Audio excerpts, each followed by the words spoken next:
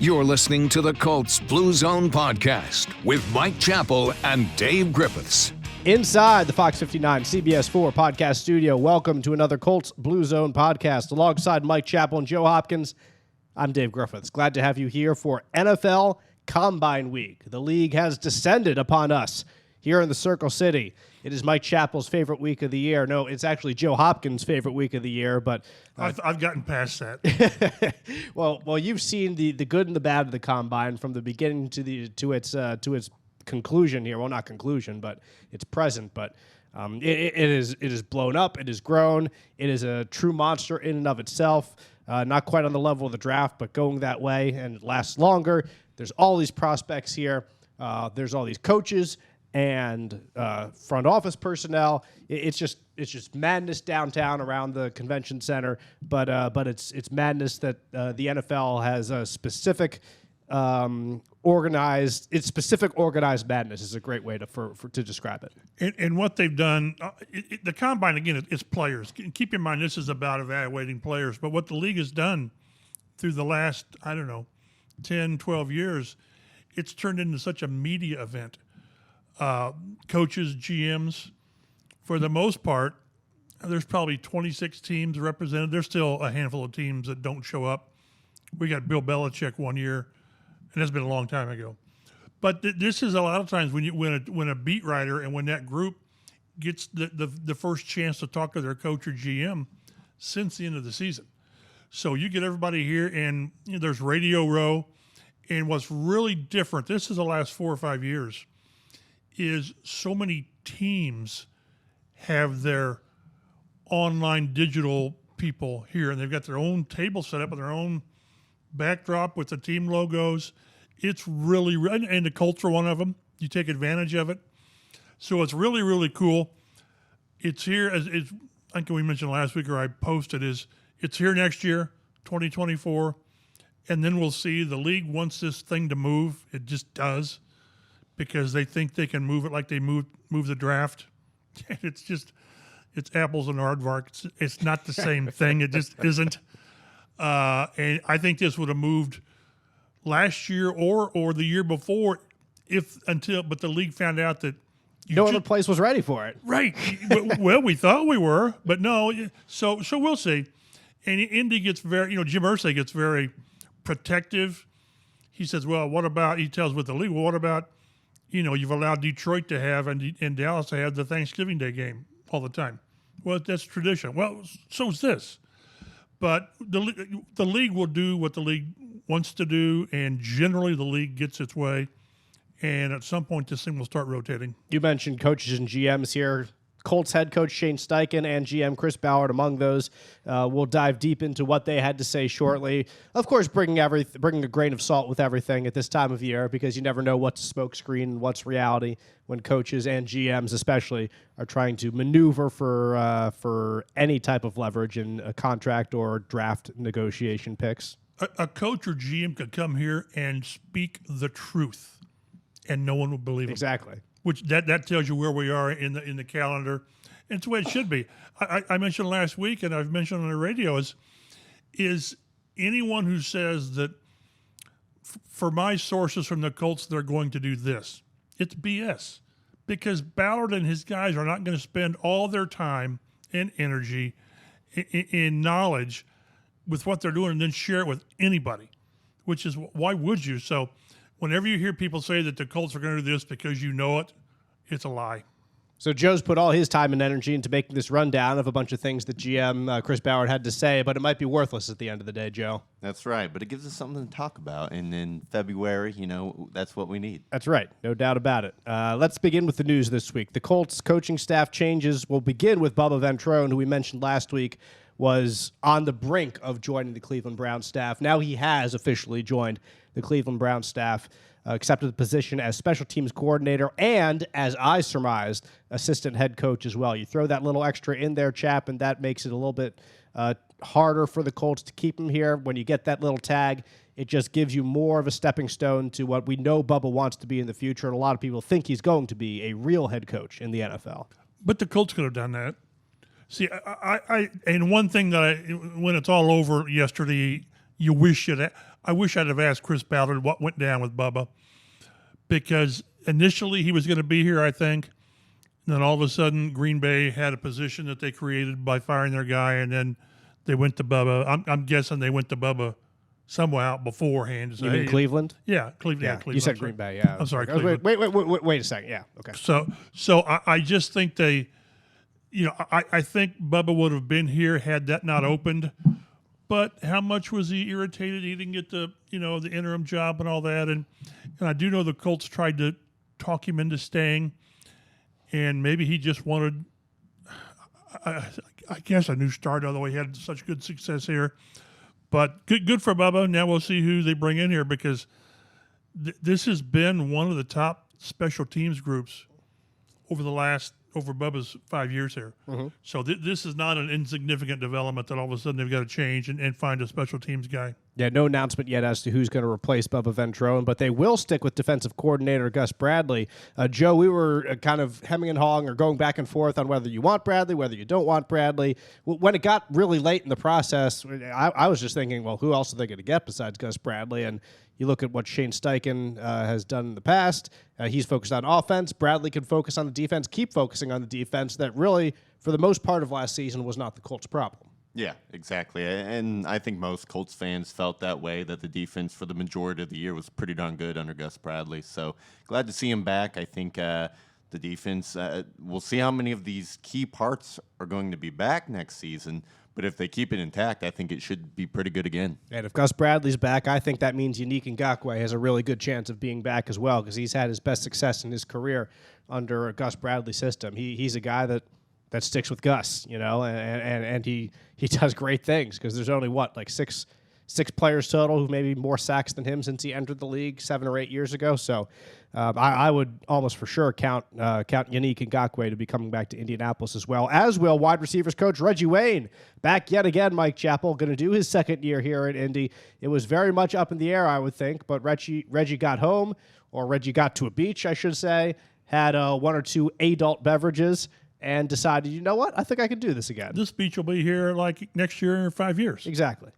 So, and again, I think this was one that this was Reggie's call. I really do.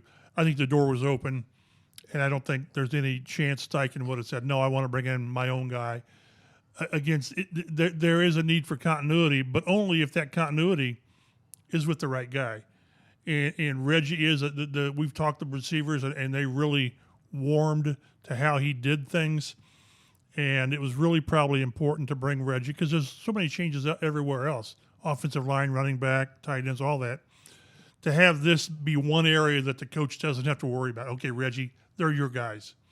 So good for Reggie. And as from a media standpoint, I love it, because every other week once the season starts, we get these coordinators or assistant coaches to talk to on Thursdays. So that should be a good time again. A few more important positions for Coach Shane Steichen's staff. Quarterback coach. The Colts have hired Cam Turner to fill that role. The 35-year-old spent the past 5 seasons with the Arizona Cardinals, and that included roles as passing game coordinator and quarterbacks coach. Throughout his career, he's worked with, obviously, Kyler Murray there in Arizona. Before that, with Cam Newton in Carolina.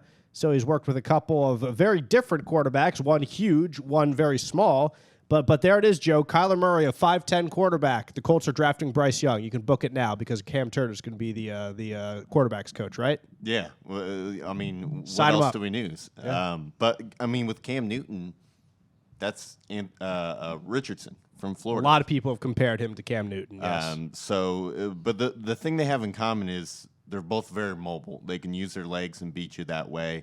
And most of the quarterbacks in this draft are like that. So it's Chris Ballard, we'll get to it, spoke about having a mobile quarterback. All these he said that's getting to be the norm, and the pocket guy is the aberration. Exactly. So I think that's good to get a quarterbacks coach that's seen success with mobile quarterbacks like that. And that there's no more important position on the staff than offensive line coach, as we really detailed last week here on the Colts Blue Zone podcast. If you have not listened, certainly encourage you to go back and check out that show where we broke down the Colts offensive line as it stands here this offseason, its successes and its failures, more so its failures over the last year and the last couple years in general. But who was going to be the new Colts offensive line coach? They gave that job to Tony Sperano Jr., 36-year-old former offensive line assistant for the Giants, for the Carolina Panthers, for the Jacksonville Jaguars. He's coached in the NFL since 2011. But Mike Chappell, Tony Sperano Jr. has undeniable talent on that offensive line, but also has to overcome undeniable failures that we have seen, particularly last year in protecting the quarterback. And lack of depth. Yes, and Chris Ballard mentioned that yesterday about how they've got to do a better job of getting depth. Again, they had we've mentioned this. They had 7 different starting units last year, and it was because of performance. Performance, and you had Matt Pryor was benched at 3 spots. So you've got to have first. You've got to not hope, but you've got to expect your 3 cornerstones to come back and play well. They have to, and then Bernhard Raimann really has to be your left tackle, and then things can work. You can find the movable parts, and you can find a right guard. You just can. So, but they've got work to do, and if this offensive line doesn't come back with a chip on its shoulder, what have they been doing? Mm-hmm. No doubt about it. So we'll see if Sperano Jr. can inject some life into that offensive line. Some news around the league. The Washington Commanders have released quarterback Carson Wentz after 1 year, after they traded 2 third-round picks to the Colts, took on his full contract. Everything that needs to be said or can be said about Carson Wentz has been said on this podcast, mostly by me, so I don't think we need to get too into it. I will say that when the Colts first acquired Carson Wentz, and we talked about it on this podcast, we said that it was really somewhat of a 2-year commitment because after the 2 years, he could be released according to his contract and have very little impact on the team. And a year ago, the Colts would have cut him and had some kind of salary cap issues if they hadn't found a trade partner in Washington, because that's just a fact that he was not playing in Indianapolis last year. Thank you, Washington. Exactly. And Washington took on his full contract. It was a market of 1. It was, very much so. And Chris Ballard got 2 third-round picks out of it, so you commend him for that. And he took the rest of the cap money. I can't remember what it was. Was it $18 million? Yep, something like that. I think it was. Yeah, it was right around there. It was huge. Mm-hmm. But we were talking before we went on the air. This remains one of the strangest situations, quarterback-wise, that I can think of. And I saw someone posted on social media that sort of close to Wentz, I thought, that maybe he needs to step away from football for a year just to sort of let things settle and get himself back together. But if not, what it'll be his 4th team in 4 years? Yep. So it's really strange. We're never going to know exactly what went on. But this is the perfect example of one of the things that we talked about yesterday, and I'm sorry, Joe, I haven't gone through your list here, so you probably got it on here. I don't expect you to. It's fine. but it's about, I asked Ballard and Steichen and even Frank Reich, is with all the work you do, and these guys work their butts off to make sure whether it's the right quarterback, tackle, whatever position, yet it's about 50-50 on quarterbacks taking top 10 that make it. Why do you miss? How do you miss so much on such a key position? And it sort of comes down to, do you have the it factor? And with Steichen, he said his thing is basically, are you obsessed with the position? Remember, he pointed out that Jalen Hurts, he was the first one in, last one out, and it's how it was with Peyton Manning here. And you just can't like the position. You can't what was the thing with Kyler Murray? They were going to put steady hours in. Right, into his contract.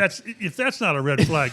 So the whole thing is, most of these guys have got the ability to throw the ball through a wall and to move and all this stuff. Decision making is something else. But are you totally invested in being the guy? I'm not saying that's what's wrong with Carson Wentz, but go back to years of Colts have had quarterbacks that didn't quite make it, and they lack that it factor. And how you determine that a guy has that is really difficult. You remember what Chris Ballard told us last year in the early offseason about Carson Wentz is he made some throws that only a handful of guys in the NFL can make. He has the physical tools. And it's true. It wasn't just hyperbole. No, It that was true. not. That was not just a smokescreen to make a trade with him somewhere. That's obvious if you watched him throw. Last year, the deep ball to Ashton Doolin against the Tampa Bay Buccaneers, I think it was, Right. where you could not have walked down the field and put it in a better place, and Carson threw it 50 yards in the air. The ball at the end of the Arizona Cardinals game on Christmas Day in the back of the end zone to Des Patman, throwing across his body, rolling to his left, a dime right in the back of the end zone to make the game-winning play. There are throws that he makes that 4 other guys in the league can make, so he has the physical tools to do so. So something is missing now. Something is missing. And like you said, maybe some time away from the game could help him. And then you could really evaluate. He could really evaluate like how much he loves this game, how much he wants to stay in this game, if he does at all. Or maybe he hops on again with Frank Reich if the Frank Reich wants to have him for another year in Carolina. So that's a whole other ball of wax that I'm glad that we don't have to get into. Boy, Frank wouldn't do that, would he? He got fired once for Carson Wentz. Is he going to do it again? Well, but that was on Frank. So Yeah. with Frank, that's one of those, burn me once and all that sort of thing. So it would be interesting, but I just can't see Frank doing that. Yeah. Here's something really interesting. The NFLPA has released its first ever team report cards based on surveying 1,300 players in the league. They quizzed players or asked them to rank really a bunch of different aspects of all these teams around the league, from treatment of families to food service to travel.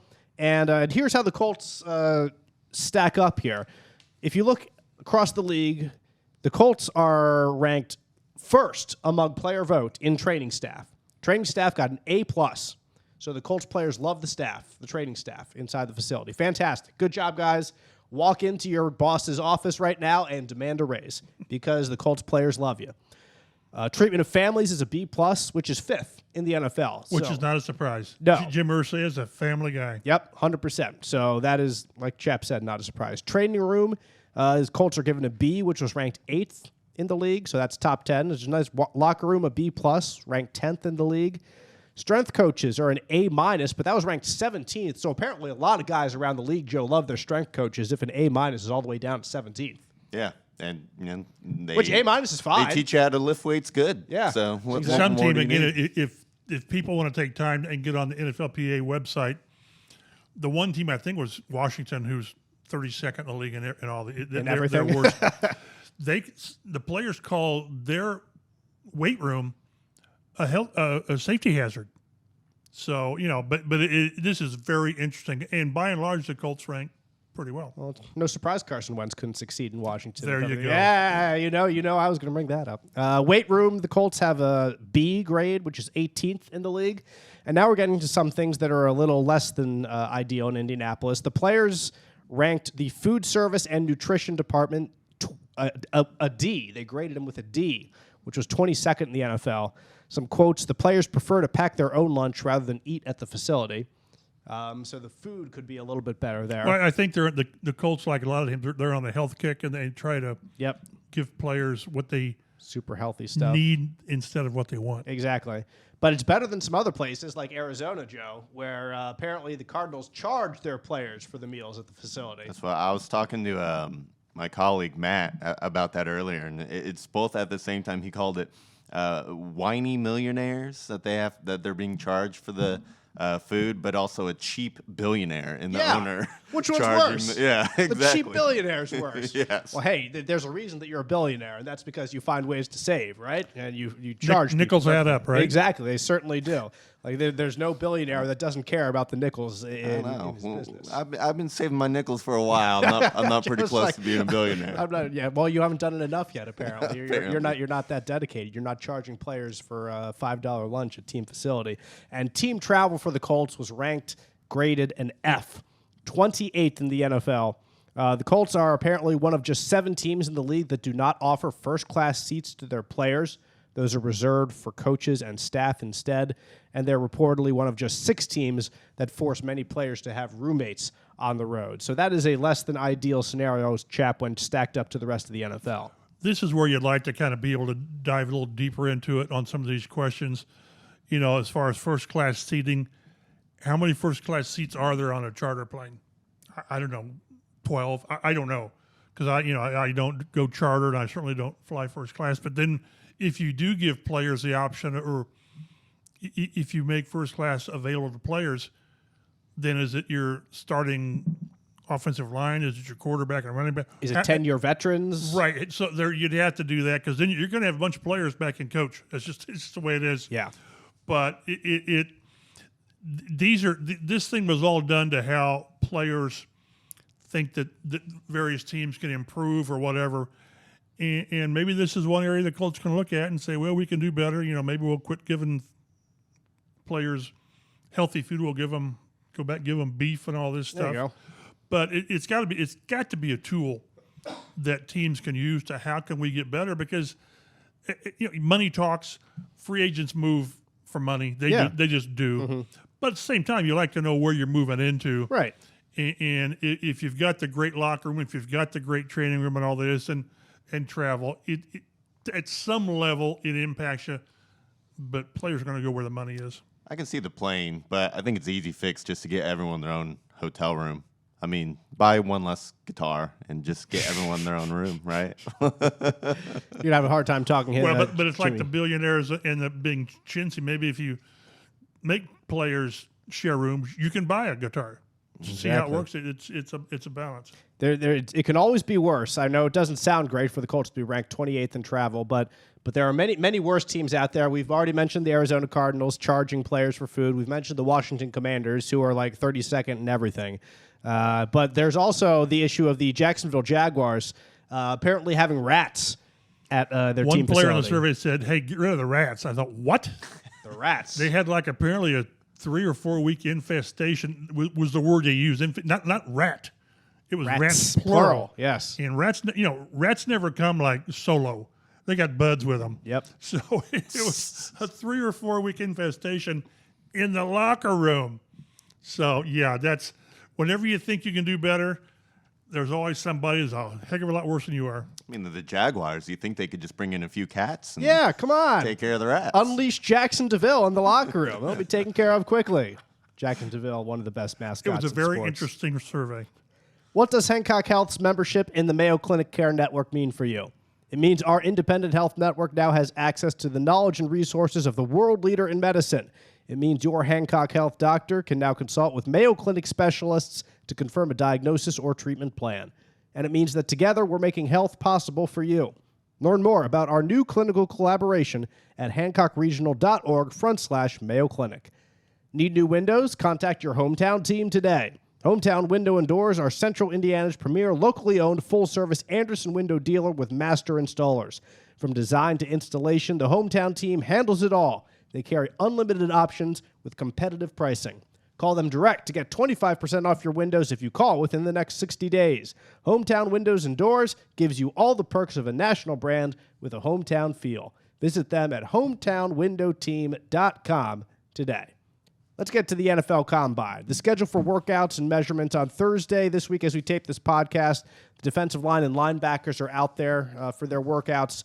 On Friday, it'll be defensive backs and then special teamers, place kickers. Saturday, quarterback, wide receivers, tight ends will be out on the turf. Sunday, it'll be offensive line and running backs.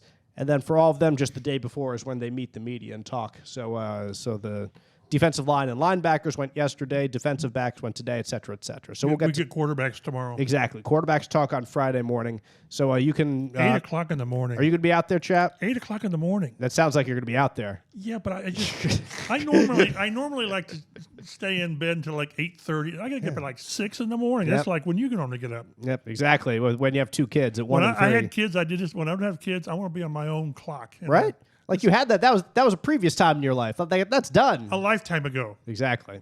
So you can check out yes, online. I will be there. Yes, good. Then you can read Chap's work online, fox59.com, cbs4indy.com, as he is there to check out. I want to know the quarterbacks. It'll be the first question. It'll be to Bryce Young.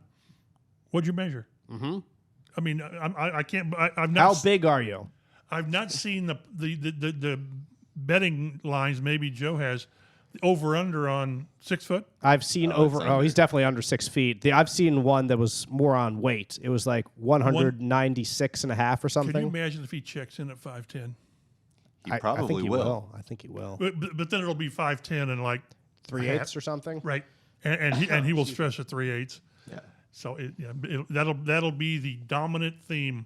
Yep. Of his interview tomorrow. Yep. I was actually just, well, we'll get into this a little bit as we're talking about quarterbacks. So I'm going to table that discussion for now. But per some reports, Alabama quarterback Bryce Young is not going to throw at the Combine. Eden Rappaport had that for the NFL Network. He's going to wait until his pro day to throw and work out. He's only going to participate in medicals and reviews. But apparently C.J. Stroud, Anthony Richardson, and Will Levis are all going to be out there throwing. And Richardson himself will participate in all the testing, all the drills.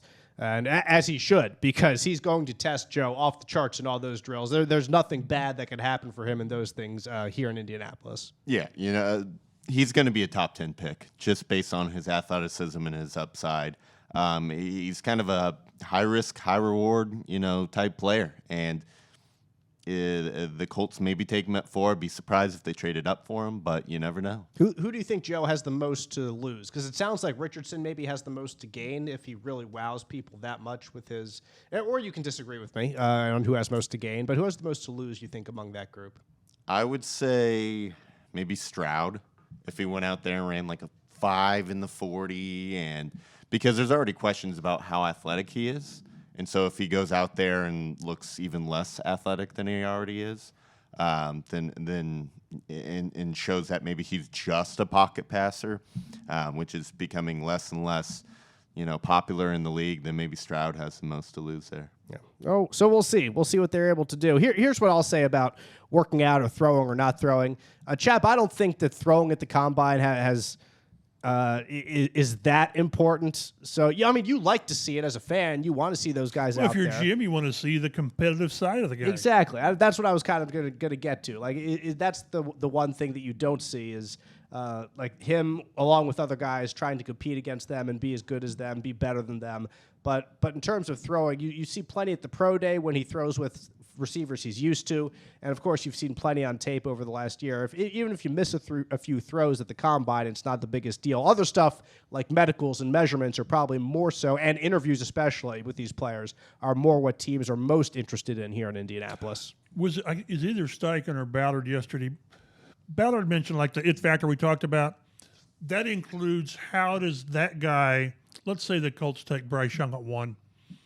I guess any of these guys, how does he accept all of a sudden being the face of the franchise? Because there's a lot of stuff that goes into it. Yes, you got to produce on the field, but there's so much more.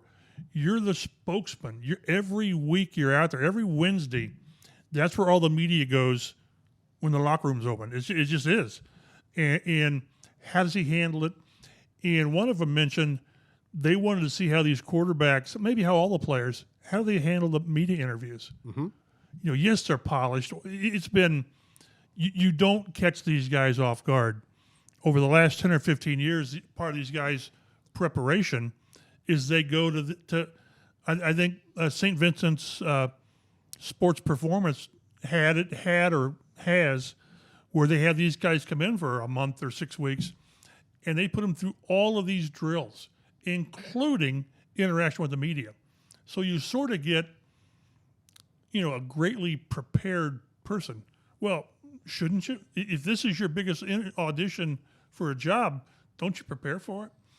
So they want to see how this guy interacts and does it all, because you are going to be the face of the franchise for the next, you hope, 10 years? I don't know. I mean, you hope 10, 15, 20 years for crying out loud. So, but that's what. But the interviews with the teams are vitally important. Yes, if you had to rank them, medical one is the first, and then the team interviews. How do they present themselves? Are they just not arrogant, but just confident? And how do they interact with people? And that sort of tells you. It gives you the underlying look at who these people are. Joe, it's obvious why we're focusing on quarterback so much, but do you think anything other than quarterback is something you'll be watching for over these next couple of days? Oh, yeah. The Colts have a lot more areas of issue than just quarterback. I'll be looking at a corner, especially. I mean, I might list that as their number 2 need because receiver as well. But Gilmore's got 1 year left. I assume Kenny Moore's probably going to be cut. We still don't know about Isaiah Rodgers. The more you look into cornerback and say, who's going to be their good cornerback in 2 years? Won't be back, you wouldn't think. No. So I would say, I've been doing all the mock draft simulator and stuff. I'm taking cornerback in round 2 a lot of times. You're not going to a second-round pick. We'll see. Chap Probably thinks he's not. gone for the Probably trade. not. If they move up, don't they lose number 2? That's what I mean. It's cool what you do, but again, however they trade up, they're going to lose some picks. Yeah, or third, whenever they have a pick. I'll Right. be looking at the cornerbacks. It's supposed to be a terrific cornerback class. I've been looking at the defensive ends. Even if Dio and Kwity Paye take that step that the Colts hope they do, you need a third guy. Is it Ngakoue? Would you rather have Ngakoue or go with a 3rd or 4th round pass rusher? And we talked a few weeks ago. I'm not in the camp of re-signing Ngakoue for what he's probably going to cost. Yeah, but if you can get him for $13 million a year, that's what I saw projected. 2 years, $26 million. I think that's what they got him. No, he came in a trade, but I thought he had 1 year left at $13 million. We talked, and I wanted more out of him last year. Yeah. What do you have, 9.5 sacks? And I thought, really? But if you don't bring him back, then that goes up your list as a main priority. Yeah. So I'll be looking at defensive end. I'll be looking at defensive backs. Obviously, the wide receivers, because if they don't re-sign Paris Campbell, they're going to need two. Without Paris, I've got 2. Yeah, exactly. So those will probably be the top 3 that I'll be keeping an eye on. It's a great tight end draft, but they took 2 of them last year. They still have Mo Alley Cox. I don't expect them. Offensive line at some point. Offensive line, but it's combine for offensive line isn't necessarily, what they run. Who cares what an offensive lineman ran? So that'll be my top 3: receiver, defensive backs, specifically corner, and then defensive end. Chris Ballard and Shane Steichen spoke with the media at the Combine this week. Most of the talk, understandably, once again, revolved around quarterback, so we'll pivot back to quarterback and what they're looking for in a QB to be the face of the franchise, as Chap just alluded to, for the next 10, 15 years. According to Steichen, looking for accuracy, decision-making, and the ability to create. And that can come in all shapes and sizes. That was the theme from both of them. The word size came up in different bunch ways. of times. So talking about whether it's a 6'4" guy or a 5'10" guy, they've said, well, we'll get to that in a minute. Here we go. Let's see, more from Steichen. You've got to love it. You've got to be obsessed with it. You've got to be the first one in, the last one to leave. Jalen Hurts was there at freaking 6 o'clock, and he'd be there till 9:30. So that's something that you're looking for, the guy who's dedicated to it. Maybe not a guy you need to put it in the contract to be studying a team facility, but maybe they're just trying to get him to team facilities so that they charge him for the food there as well. So that could be the real reason behind all that. Or to get there before the rats come out. Yeah, before the rats, exactly. While they're still sleeping, no doubt. That's what it looks like, back to what Steichen had to say. Rats in the locker room. That's not good. You want to play in this league for a long time and be successful, you've got to have that mindset every single day. Got to give it everything I got. On a 6-foot QB excelling, Steichen says, I've seen it done. Drew Brees is a great example. Now, here's the deal. Full stop right now. You're going to go where I'm going to go, so go ahead and leave Full me. stop. There is a difference between 6 foot and 5'10". There is. 2 inches. There, exactly. Drew Brees is also about 210 pounds or 215 pounds. Bryce Young is not going to be 200. He's going to be less than 200 when he gets measured tomorrow. There's a 15, 20-pound difference there between those two guys. So, can a 6-foot QB be successful? Yes. 5'10"? Kyler Murray's 5'10" right now, but he also runs around as the gingerbread man, as a former Colts defensive line coach, Brian Baker, said. I like that comparison. So he's a lot faster than Bryce Young is, and he's also about 210 pounds himself.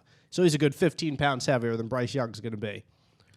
Boy, like to compare a guy like Bryce Young, or to say, hey, Drew Brees did it, he could be successful. Brees is listed at 210. Yeah, he's 6 foot 210.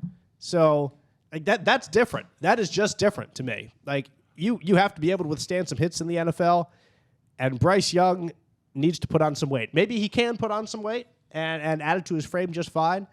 But right now, at less than 200 pounds and 5'10", like I just think this is not exactly an apples to apples comparison with Drew Brees. I will tell you, putting on weight has gotten a lot easier the older I get. Yeah, Be careful. true. Yeah, when the scale starts tipping the other way. The issue I had yesterday is both Chris Ballard and Steichen both brought up Drew Brees. It's one guy. Give me 5 guys. Give me 10 guys that are 6 foot and under who have done it. I don't want. Well, we can do it because one guy's done it. I need a bigger sample size. That's the only problem I've got. And again, it could happen, and he could play long. I was coming to the station today. I was listening to Colin Cowherd, and they were jumping all over Tua. I won't mention his last name because I'll bungle it. But isn't he barely 6 foot, 5'11"? I think he's I don't 6 know. foot, yeah. And their issue there is, well, the concussions and can you take the hits and all this. Go back and look at Tua's concussions, and they really haven't been from him getting smothered. It's from him going down awkwardly and hitting his head on the ground. So I understand how you need to be bigger to do the damage or to handle the contact. I just want people to quit saying, well, it can work because of Drew Brees. It's one guy in a zillion years. Mm-hmm. Give me some more people that it's worked, and I'll feel a bit better about it. Yeah. Well, that's why it's a question, right? Like, that's why it's still being asked, is because the sample size of it working is small.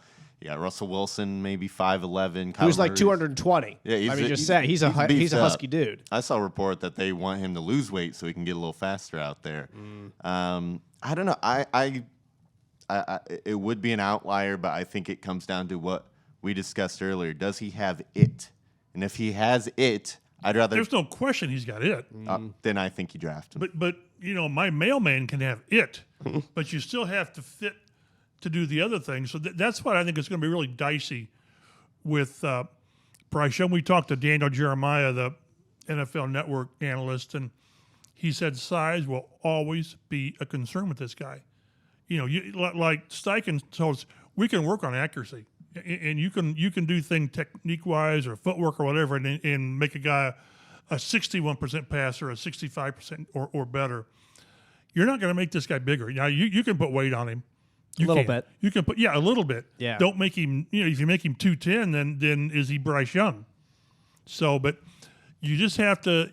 And they talked about it also. It was all hypothetical, which they don't like to do. But if you get that guy, then you have to build your offense knowing that. Obviously, I mean, it's not going to change. So you have to do things, move the pocket, and all this. But if this guy plays, any quarterback plays 60 plays in a game, he's going to get hit. Yep. I don't care how great your offensive line is. Jalen Hurts got hit, and he had the best offensive line in football. But he's built a ton better. Yeah, he's 6'1" and 215 or 220 pounds. It can squat like 700. So again, it's whatever the it factors are with Bryce Young, are they going to be enough to compensate for what he will never improve, and that's his size. You got to point out that being 6'10", yeah, that'd be something. 5'10" as a quarterback, you've got to see over the offensive line. So are you going to change your style up as an offense and do more rollouts or half rollouts to get some space away from the offensive line? Does he have to sit deeper in the pocket so he can see over the line? Phillip Rivers had a lot of balls knocked down, so sometimes it's not always size, but that is an issue. Yes. There's got to be, because I think that's the one thing against I can mention too, is that Drew Brees was adept at moving around and finding those windows and alleys to throw through. So, but it's everything that we're talking about. You've got to take into account when you invest the head coach and not so much the head coach, but the GM's future when he invests his immediate future in this guy and the franchise's next 6 to 10 years. Well, speaking of the GM, then Chris Ballard says of the quarterback he wants, quote, one that wins. End quote. So Stetson Bennett to Indianapolis. Mark it down right now. The national champion times 2. That'd be Young and Stroud, who had the great college success in terms of a winner, whereas Levis and Richardson, not as much. They're the projects, right? They're the guys you got to project in the future. Why don't you like Stetson Bennett, Joe? I mean, he won more than those guys. Okay. We don't need. Come on now. Yeah, I know. Hey, you're getting a lot more athletes playing the position, says Ballard. So they're going to come in different shapes, different sizes. Some tall, some short, some athletes, the ability to move, navigate the pocket, escape from the pocket, create plays with your feet. On a 6-foot quarterback excelling, Chris Ballard says, there's always exceptions. I think beauty is in the eye of the beholder. Exceptions or aberrations, That too. whichever word you want to use. And who do you believe in? Who do you believe you can build an offense around? That is the key point right there, I think. Who do you believe in? Who do you believe you can build an offense around? Because all of these guys bring something special. I'll bring up C.J. Stroud as an example. From everything I've read about him and these other guys, Stroud has right now the more diverse passing skill set, from touch throws to bullet throws to being able to hit multiple parts of the field. If you want an offense that is as multiple as that, maybe he's the best guy for it. Or maybe one of the other guys can learn to be better with deep passes, short passes, touch passes, throwing strong. But right now, at least, Stroud has shown the most potential in more areas like that as a passer, Joe. So the best pocket passer by far. 20 years ago, Stroud would be the first quarterback taken off the board, no question. Because all these other guys, the mobile guys, those are the aberrations. So, yeah. Yep. More quotes. You fit the offense to what the quarterback can do well. I think that's what Shane and the staff will do.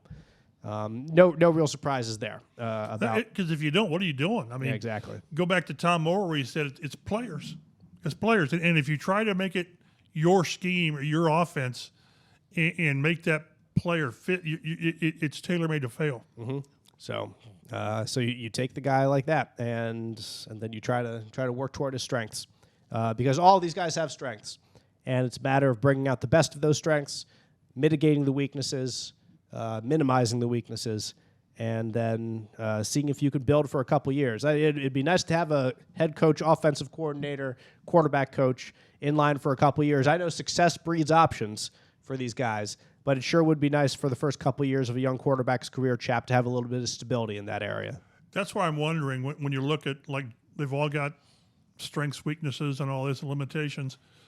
I don't know, Joe, if you're the Colts, are you in position to take Anthony Richardson when maybe it's going to be 3 or 4 years? Can you wait that long to develop a quarterback? Maybe it doesn't take him that long. Maybe it's, I don't know, into the second year. But don't you want somebody that's going to be further along, that it's not going to take more time to get him NFL ready? To a certain degree. I mean, I think you also believe in your staff, and if they can work somebody and get them ready within a year or two, because that's something else Chris Ballard talked about. It's like these guys got 2, maybe 3 years, and then they're labeled a bust or not, and teams move on. Especially if you're that bad and there's someone else in the draft there. I mean, think of the Jets. They've taken 2 top 5 guys. Jacksonville. That's why Cardinals took Kyler Murray the year after they took Josh Rosen top 10. So you can't miss on that guy. If you do, you got to keep taking new ones. Which is why you can't miss on that guy. It's one thing to keep chasing mistakes at left tackle or edge pass rusher. Boy, when you do it at quarterback, because as we've talked about, the problem is, like with the Jets or Jacksonville, you waste 2 or 3 years of your roster to find out that wasn't the guy. And then you got to reload again. And if you reload again, you've got to you're hoping that, well, you probably have a high draft pick because you missed on that guy.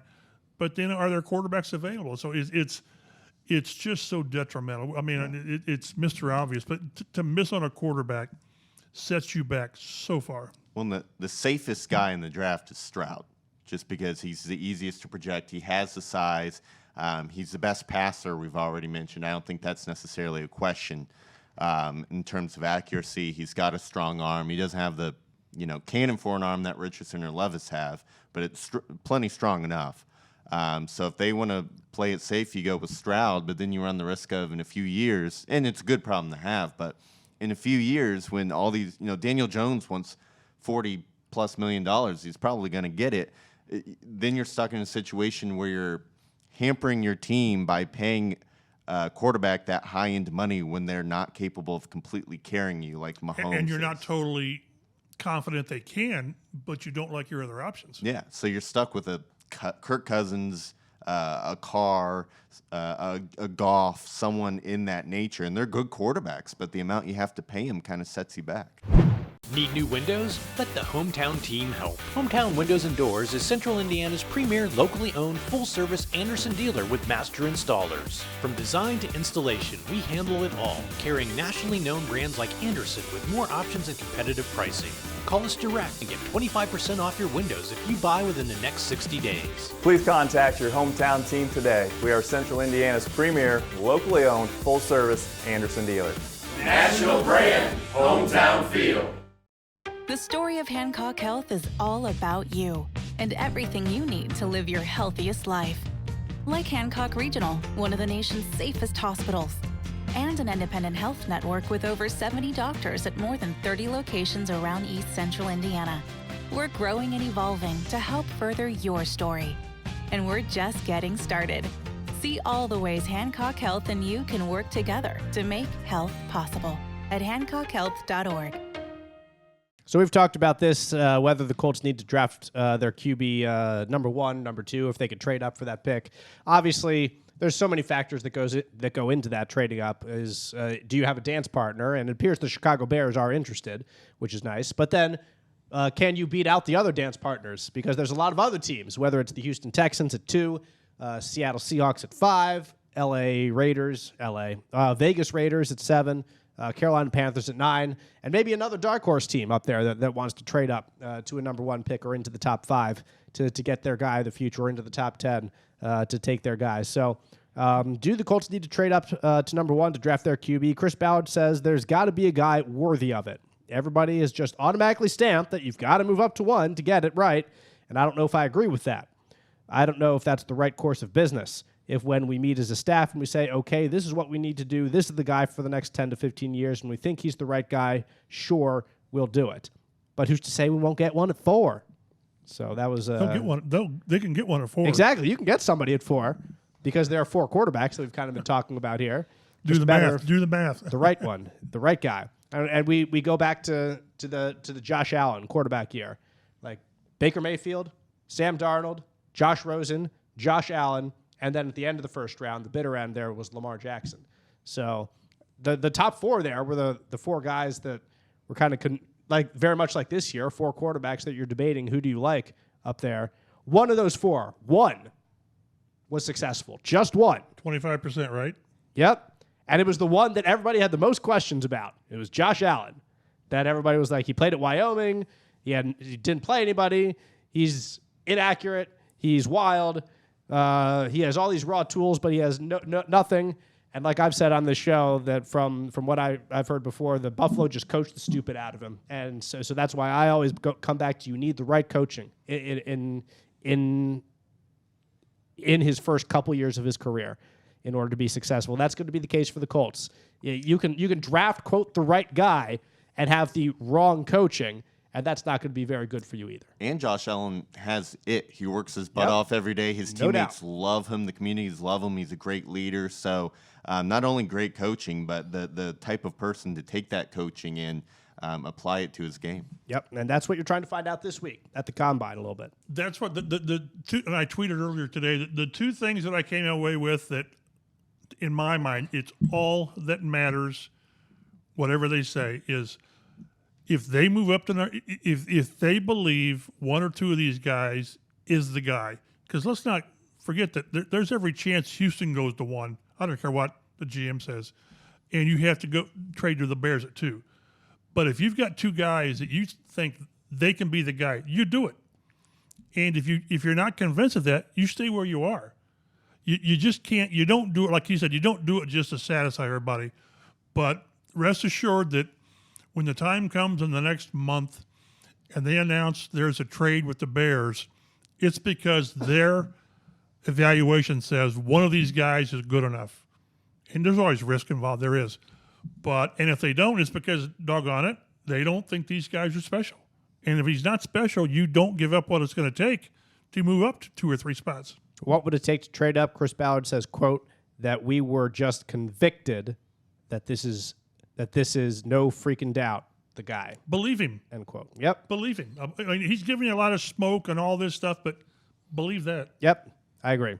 Some reports involving the teams that are interested or have the top draft pick. Chicago Bears GM Ryan Poles did say the Bears plan to stick with Justin Fields as quarterback and that the number 1 pick is for sale. Boom. So there you go. It's out there. They're ready to go. There's a light shining. Yep. He also mentioned that they don't want to trade too far back, that they miss out on an elite graded player. How far is too far back, Joe? I would say maybe who drafts 6? Detroit. I would say maybe 7. That's where the Raiders are. It all depends on how many quarterbacks go, because you could trade back to 7 if 4 quarterbacks go ahead of you, and you're the Bears. You're still going to get one of those top 3 or 4 players. Carter, the Georgia D tackle, was arrested recently. So how does that impact their? Seriously, that's huge. Because as a player, he fits that Matt Eberflus defense perfectly. He could come in and be their Buckner. He might be the best player in the whole draft. He is a stud. But if that scares them off, maybe they just trade back and get one of the many talented defensive ends. Yeah, what you had to decide, was that a young man making a dumb mistake, if what was reported is true, or is it kind of who he is? Well, I had heard, obviously I'm just hearing reporting from people like Todd McShay and whatnot, but that there were character concerns before the arrest, and then this comes in and compounds that. So how much buyer of that is... Buyer beware. Yeah. Yep. Big time. And do you want to invest a number 2 overall pick, number 4 overall pick on a guy like that? Boy. When there's a lot of other talented defensive linemen in this draft. When it's already a risky, process of drafting guys. Yeah. And then like we're saying, it's 50-50 anyway. And then you've got red flags. Yeah. And then you do it anyway. Then don't say, hey, we didn't see that coming. Yeah, well, we had no idea. You're on the hot stove now. Right. Yeah. Houston general manager Nick. Oh, wait a second. I skipped a little bit. Let's see. Ryan Poles, the Bears GM, says that there is a scenario that benefits Chicago to trade down before free agency. Oh, good. So that would be in the next 2 weeks. Please do. Yeah, and we were just talking about that. The Colts trade with the Jets a couple years ago was March 17th, so that was a couple days into free agency. That they were able to swing that deal and move down from 3 to 6. And the Jets took Sam Darnold. The Colts took Quentin Nelson. Certainly worked out better for one of those 2 teams than the other. And to do it early like that, it gives, like in that case, it gave the Colts. You didn't know who you were going to. You didn't know you were going to get. You knew you were going to get Quentin Nelson. But you didn't know you were going to get, was it Braden Smith and Shaq? Right. And a few other guys. But it gives you some idea of where you maybe need to go in free agency, because maybe you don't have a lot of draft capital. So I'd love to see it done early. The Bears would, just because it gives them better direction in, again, free agency. Yep. Yeah, especially if players are involved in that trade for the first pick. I mean, we don't have to talk about if we would do it for it's worth it, but if DeForest Buckner gets sent to Kenny Chicago. Moore. Yeah, Kenny Moore. Yep. Both of those guys could really give you some shed some light. Don't on trade Jonathan Taylor. I've seen that. Let's not do that. Houston general manager Nick Caserio has said the team is focused on drafting at current picks and not worrying about what teams are trading up ahead of them. P.S. Rumors reports that the Texans may not want to give up draft picks to trade up. They're more focused on building their team. They do need to build a team. Let's be direct about that. Have? I don't know, but 11. they have 11. Well, they have at least the 1st and the 12th there that are possibilities. You can have too many. I'm sorry, Chris Ballard. You can have too many draft picks. That's a lot. Yeah. You can. Well, I saw reports, and obviously that doesn't mean the Houston Texans won't trade up to number 1. But with DeMeco Ryans coming from San Francisco, where they just went to the championship game with a 7th-round rookie, maybe he says, I want to build a good defense, a good team, a good offensive line, and all these quarterbacks are talented enough to win with, and they're going to get at least their 2nd favorite quarterback. Maybe they sign Jimmy G. Maybe they sign Jimmy G, drafts Richardson at 2, and then use the rest of their picks to build a good team around them. I think there's some... There could be truth to this. Yeah. There could be some like truth. I said, you could go to the combine and tell the truth and no one will believe you. Exactly. Like me. Yeah. So right here, Caserio could be telling the truth while I'm like, oh, really? And if he is, that helps the Colts, because that's one less bidder to drive up the price. Yep, there you go. And it pushes a quarterback down if they don't take it, if they take another position. Arizona Cardinals GM Monty Ossenford has said that the Cardinals are open to trading that 3rd overall pick as well. And that could also have to do with Jalen Carter being not as appealing today as he was 2 days ago. Well, that's another reason for the Colts to trade up to 1, because they might get their 3rd favorite quarterback. Yep, no doubt. And Seattle head coach Pete Carroll said the Seahawks would definitely still consider taking a QB high, even if they re-sign Geno Smith. Seattle has the 5th and 20th overall pick. So if they love somebody, they could trade up. I don't know if they would do that. We would have to see. at the end of the day. But maybe at 5, they would consider Anthony Richardson there, park him behind Geno Smith for a couple of years. Or what it also does is if you're the Raiders at 7 or Carolina at 9, maybe you feel like you need to get ahead of the Seahawks. Right. And then the Colts are at 4, so you would have to then also get ahead of the Colts and go up to 3. I think the Cardinals are going to trade that 3rd pick to maybe the Raiders or the Panthers, somebody like that. Which is why if the Colts have 2 guys that they just love, that they think, we either one would prefer this guy, but we can, I don't say settle on this guy, then you've got to go to 2. Because if you don't, somebody else will. To stay at 4 is no real good option, and being at 3 doesn't necessarily solve it either. No. The more you talk about it, the more you're like, they're probably going to have to go to 1. If things are going to go well for the Colts, they have to go to 1, because if they don't feel strongly about any of these quarterbacks, that's not a good sign either. It means you get to stay at 4 and you don't have to give up your draft picks, but it means you don't feel great about who you're drafting at 4. Maybe you get lucky and it works out, but that's true. A no trade is not a good sign, unless you say all 4 of these guys are really, really good and they're on the same line, which probably is not true. I can't believe that that's the case. No. I can't believe that they think that all 4 of these guys are on the same level. They're going to go into the minutia like crazy on all these guys. There is going to be a determination in that room about who they want, or between 2 guys that they want. All 4 I bet are it not. comes down to 2 guys that I don't say we can live, but we think this guy can take us where we got to go. Yes. There's very little chance that they say, all 4 of these guys can do it. Yes. That's not realistic. Can you live with a quarterback who puts mayonnaise in his coffee with Will Levis? I don't know. That's a question. Maybe I'll have to try it first. I'm not going to try. I'm not going to try it. So you tell me, Joe, whether it is. So you try it first, and let us know. Come back and report it here on the Colts Blue Zone podcast. You can post to it on Twitter at Colts Blue Zone, and I will not be partaking. I drink black coffee anyway, so just the thought of. No, I'm cream and sugar, but I can't mayonnaise. No, That's I don't okay. put I've mayonnaise heard of on butter it. in coffee, and that doesn't sound too wild to me. I used to put maple syrup on ice cream. Oh, yeah, that's fine. Yeah, nothing wrong with that. That sounds delicious. It does. Delectable, even. So, anyway. Rabbit hole. Hey, that's the NFL Combine edition of this Colts Blue Zone podcast. I assume when we resume things next week, Joe, we're going to get back into kind of position by position as we go toward free agency. Well, we have next free agency week we'll coming probably up? have Combine wrap Recap. up talking about, and then It will be free agency darn soon. preview. Yeah. We'll preview free Shoot, agency. man. It Boy, comes that's up coming. like that. Boom. What's it, March 15th? Yep. And a few days. And it's stuff's going on now. Yep. Yeah. You got the legal tampering and you got the illegal tampering going on now. Indeed. Hopefully mostly the legal tampering. Some exciting topics. We'll have combine numbers. We'll get to predict free agents, kind of talk about who might fit with the Colts. The Colts probably need to cut Matt Ryan soon. We asked Chris Ballard that. He says, well, we're going to get we'll look into that, or we're still talking about that.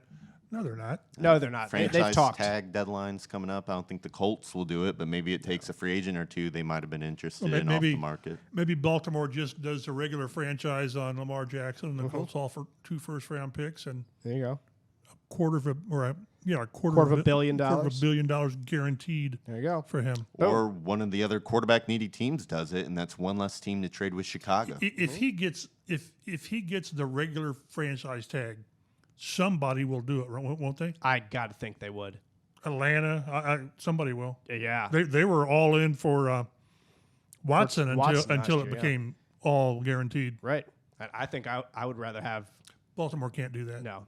You can't do it. Of course, since how much time we got? We're wrapping things up. That's okay. But Baltimore is the perfect example of where you finally get your guy. There's no question he's your guy. He's easily top 10. I wouldn't say 5. I just wouldn't. But an NFL MVP. So No with question. that type of No question. potential, rather. And you're caught to whether you want to pay. Now, part of the problem is the guaranteed part of the contract that they just don't want to do. Yep. But boy, when you got the guy, you do just about whatever it takes to keep him. You just do. And that's where you kind of hope that in 5 years the Colts are talking about, boy, we've got to re-sign whoever we took number one, and it's going to cost. Can you imagine in 5 years what the quarterback market's going to be? Let's cross that bridge when we come to it. 50 or 60 million a year. Oh yeah, easily. If you're gawking at Daniel Jones for $40 million right now, Giants fans, I'm sorry. That's the price right now for a quarterback. I don't envy the Giants right now because they got to figure out a way to pay a running back in Saquon and Daniel Jones, who had one season. And Saquon's the far better player. Mm-hmm. Yeah. Yep. No doubt about it. All right. That'll wrap things up for us here on the Colts Blue Zone podcast. We do appreciate you listening. Please download, subscribe, get us delivered to your podcast listening device as soon as we drop every week. Next week, we'll, I think, be back to our Wednesday schedule as we were pushed back a day this week because Chap says no, not next week. Can't do it. No, can't do Wednesday. Okay, maybe we'll be doing Thursday again next week. Never mind. But once again, thanks for your patronage. We'll see you next week on the Colts Blue Zone podcast.